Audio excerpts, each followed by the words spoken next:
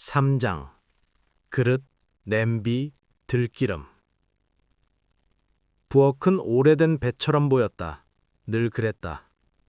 삶이라는 긴 항해가 지나간 긁힌 조리도구의 흔적들, 한 뿔이 닳아 둥그러진 나무도마, 밑바닥이 약간은 탁해진 스테인리스 냄비. 모든 것들은 누군가에게는 그저 생활의 자취일 뿐이겠지만 나에게는 시간의 쉼표들이었다. 삶에는 문장 끝마다 쉼표가 필요하고 내가 살아온 날들은 이 부엌에서 쉼표를 찍었는지도 모른다. 싱크대 아래 손잡이를 잡고 천천히 문을 열었다. 안쪽에 쌓인 그릇들과 냄비들이 빼곡히 서 있었다. 한동안 사용하지 않은 것들은 눅눅한 공기를 머금은 듯하고 자주 쓴 것들은 모서리가 반들거렸다. 가장 위에 놓인 작은 흰 접시에는 예전에 두부가 젤리 간식을 먹고 남긴 자국이 아주 희미하게 남아 있었다. 손톱으로 살짝 긁으면 지워질 정도지만 나는 그걸 그대로 두고 싶었다.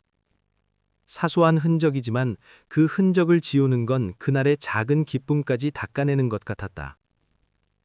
오늘은 부엌이구나. 스스로 중얼거렸다. 말끝이 잔잔하게 부엌 벽에 닿아 돌아왔다. 두부는 식탁 아래서 다소곳이 나를 바라보고 앉아 있었다. 오늘은 고양이 특유의 장난기 대신 관찰자의 시선을 가지고 있는 듯했다. 마치 그래, 또 뭔가 버리려는 거지? 나도 볼게 라는 듯한 얼굴. 먼저 접시들부터 꺼냈다.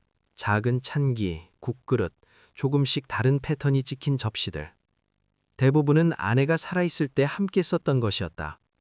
하나하나 만질 때마다 기억이 저절로 따라왔다. 순댓국집에서 따뜻한 국물을 마시고 들어온 날, 아내가 집에 남아있던 고기 몇 점과 김치를 볶아 만든 김치볶음밥. 그때 같이 썼던 파란 테두리 접시. 접시라는 건 이상하다. 도자기라는 무생물 안에 분명히 살았던 대화와 체온과 때로는 다툰 후의 침묵까지 담고 있으니 손에 쥐는 순간 그것들이 다시 살아난다. 나는 두부 쪽을 흘낏 보며 작은 접시를 하나 흔들었다. 이건 간장 종지로 쓰던 건데? 두부는 눈을 반쯤 감고 천천히 꼬리를 흔들었다. 응, 알아. 네가 왜 그걸 보고 있는지도. 그 무언의 동의가 이상하게 위로가 됐다.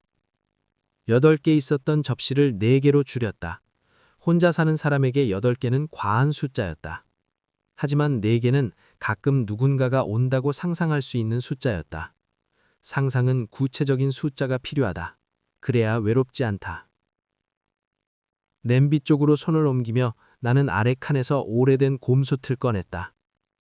무게가 손바닥에 닿자 순간 손목이 약간 내려앉았다. 이 곰솥으로 나는 아내가 아플 때 죽을 끓였다. 가끔은 두부에 삶아낸 닭가슴살도 이 솥에서 나왔다. 닭고기를 삶을 때마다 아내는 고개를 내밀고 말했다. 너 이 사람보다 저 아이를 더 챙기는 거 아냐? 그러고는 웃으며 내 허리를 한번 콕 찔렀다. 나는 그때마다 억울한 얼굴로 아니거든, 그럴 리가 라고 말하면서도 사실 어느 순간부터 내가 사람보다 고양이를 더 잘 챙긴다는 걸 알고 있었다. 고양이는 배신하지 않는다. 사랑을 주면 아주 작은 모양이라도 사랑을 돌려준다. 그것이 인간과의 차이였다. 하지만 아내는 그걸 알고도 질투 대신 농담을 했으니 아내가 더 대단한 존재였는지도 모른다. 곰솥을 한동안 들고만 있다가 다시 내려놓았다. 그건 버릴 수 없는 것이었다. 기름때가 조금씩 끼이고 손잡이는 시간이 스며든 색이었지만 그걸 버리며 얻는 여백보다 잃는 것들이 컸다. 삶은 때로 버림으로 가벼워지지만 버려서는 안 되는 무게가 있다. 나는 그 무게를 안다. 그 무게가 나를 지탱하는 경우가 훨씬 많았다. 이건 남기자. 나는 곰솥을 옆으로 밀어두며 두부에게 말했다. 두부는 대답 전 작은 하품을 했다. 그래, 그건 남겨야지. 나도 그 솥에서 삶아준 게 좋았어. 찬장을 정리하다가 손에 작은 유리병이 잡혔다. 투명한 병, 따뜻한 황금빛 액체. 아내가 마지막까지 아껴두었던 참기름이었다. 라벨에는 고소함이 살아있어요 라는 오래된 글씨가 있었고 병 입구에는 내 실수로 굳어붙은 참기름 자국이 희미하게 남아있었다. 나는 손가락으로 입구를 살짝 긁었다. 그리고 아주 조심스럽게 병을 열었다. 고소하면서도 깊은 맛의 냄새가 코끝으로 번졌다. 순간 아내가 부엌에서 멸치볶음을 하고 나는 뒤에서 그 냄새를 맡으며 들어오는 장면이 떠올랐다. 벌써 냄새 맡았네? 후추는 뿌렸고? 그럼 한 젓가락만 먹어.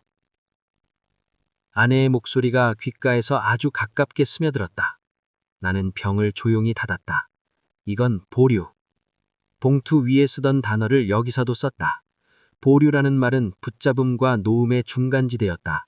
그것은 미련이 아니라 애도였고 애도는 천천히 해야 옳았다. 너무 빨리 끝내면 마음이 따라오지 못한다. 접시들 몇 개를 상자에 담고 떼어내기 어려운 정들은 그대로 찬장에 남겨두었다. 마지막으로 싱크대 옆에 그릇 건조대를 봤다. 거기에는 여전히 2사람분의 밥그릇이 걸려 있었다. 나는 그걸 한참 바라보다가 조용히 하나만 남기고 나머지를 아래칸에 옮겨두었다. 기이하게도 그 순간 가슴이 조금 아팠다. 사람은 눈앞의 물건으로 관계를 환기하고 물건을 줄이는 건 관계의 자리를 축소하는 일처럼 느껴졌다. 하지만 아내와의 관계는 그릇 수에 따라 사라지거나 늘어나는 것이 아니었다. 오히려 그 반대였다. 그릇을 줄이자 아내의 목소리가 더 또렷이 들렸다. 나는 내 마음이 어떤 방식으로 기억을 지키는지 조금 이해했다. 싱크대 위를 정리하고 나서 나는 두부에게 말했다. 우리 이제 저녁 먹어야지. 두부는 얌전히 걸어가 자신의 밥그릇 앞에 앉았다. 마치 당연하지, 난 준비돼 있어 라고 말하는 듯. 나는 작은 사료컵으로 수북히 떠서 그릇에 부었다. 사료가 도자기 그릇에 떨어지는 소리가 부엌을 따뜻하게 채웠다. 두부는 곧장 머리를 숙여 먹기 시작했다. 나는 그 소리를 들으며 냉장고에서 남은 나물 반찬들을 꺼냈다. 그리고 단지 수저 하나만 놓았다. 아내가 쓰던 유리컵에 물을 따르고 나는 식탁 앞에 앉아서 조용히 밥을 먹었다. 두부도 내 옆에서 식사를 이어갔다. 우리는 오랜 부부처럼 아무 말 없이 같은 공간을 공유했다. 식사를 마친 뒤 나는 남겨둔 참기름병을 들고 다시 한번 바라보았다. 그때 두부가 내 발목을 부드럽게 스쳤다. 괜찮아, 천천히 해. 네가 준비되면 그때 해도 돼. 고양이 한 마리의 작은 몸짓이 이렇게까지 큰 의미를 가질 수 있다는 걸 나는 예전에 몰랐다. 아내와 함께 살았을 때는 이런 종류의 고요를 알지 못했다. 사람 사이의 사랑은 종종 말과 마음이 엇갈리고 서로가 서로의 무게가 되기도 한다. 하지만 동물과의 사랑은 단순하다. 바라보고 머물고 가만히 기댄다. 그것만으로 충분하다.